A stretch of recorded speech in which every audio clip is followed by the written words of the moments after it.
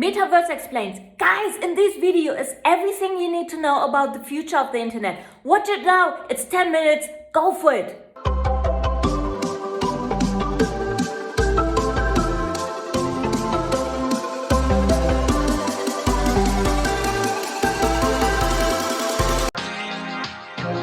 In July 2021, Mark Zuckerberg staked Facebook's future on the metaverse.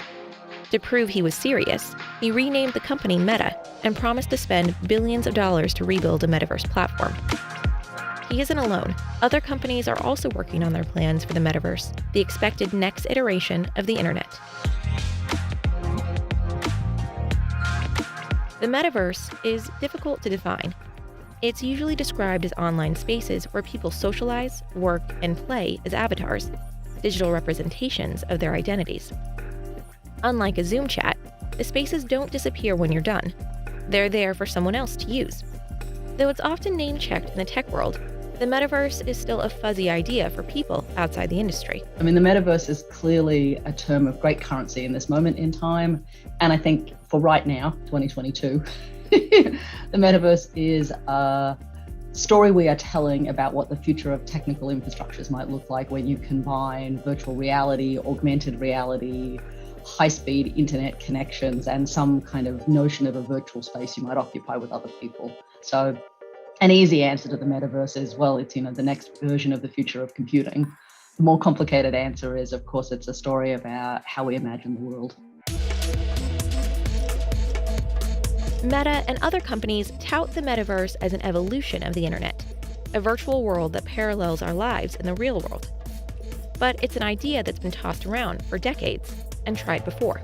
One of the other ways to think about the metaverse is that it's always and already existed in different pockets of the world, right? So whether you were someone engaging in gaming experiences, whether those were multiplayer games or whether those were deeply immersive games, if you were engaging in other kinds of online communities, there's an argument to say that the metaverse is already here, it just wasn't called that. Roblox and Minecraft have been building virtual worlds for years. Second Life, Fortnite, Minecraft, and other games all incorporate aspects of virtual, augmented, or mixed reality to create an immersive gaming experience for users. If you're unfamiliar with the term, virtual reality refers to entirely digital spaces that are accessed through hardware like the Oculus headset. These headsets use special lens technology, cameras, and motion tracking controllers to fully immerse you in their digital worlds, where objects can seem real even when they aren't. Augmented reality is a related but different technology. AR brings digital objects into the real world, often with no headset required, though there are some AR headsets on the market.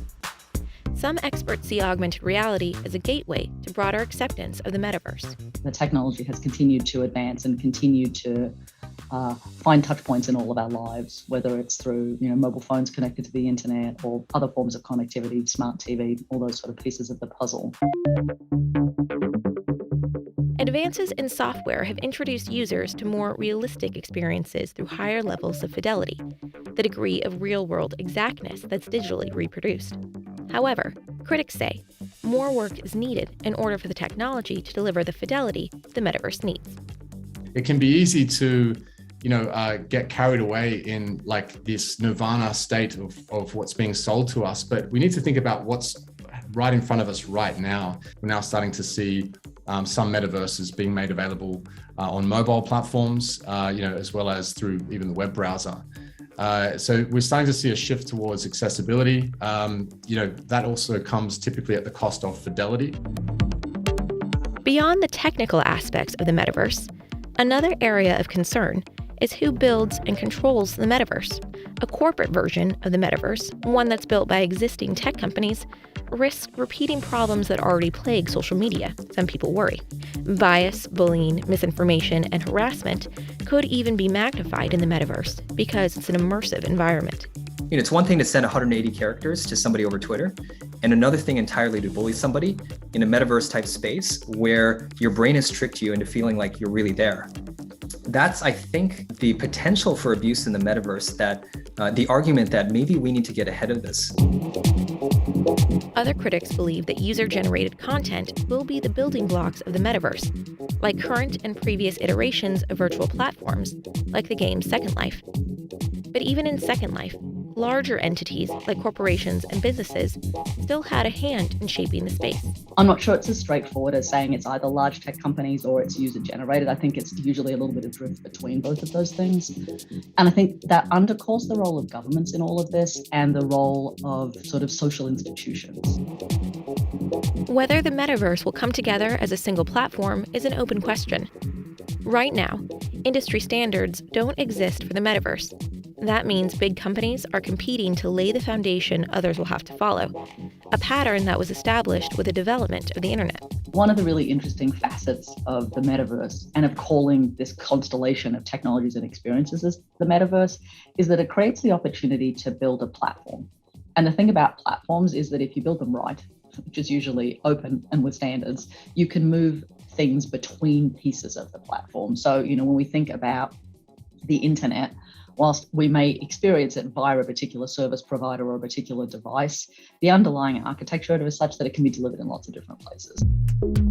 Zuckerberg, arguably Metaverse's biggest champion, says interoperability among applications is crucial to get people to use the metaverse. That means companies will need to collaborate so people using the metaverse can move freely between platforms and experiences.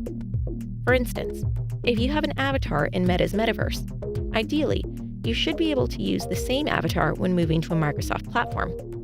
That, however, is easier said than done.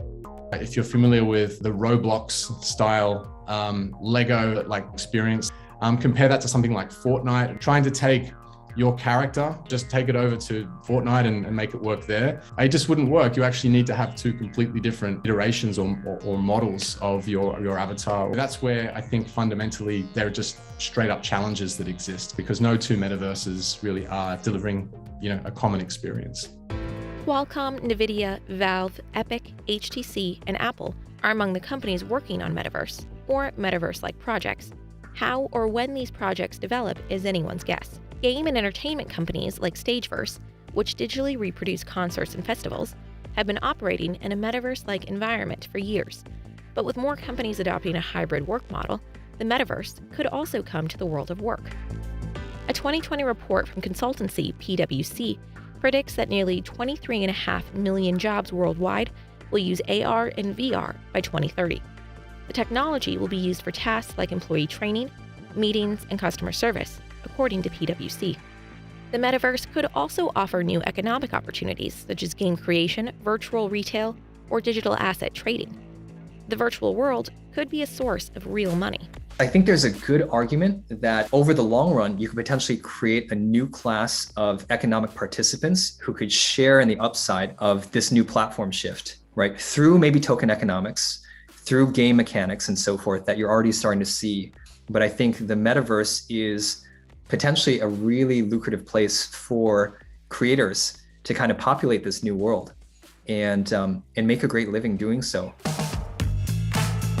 How widespread the metaverse becomes is in part dependent on how many people get on the internet.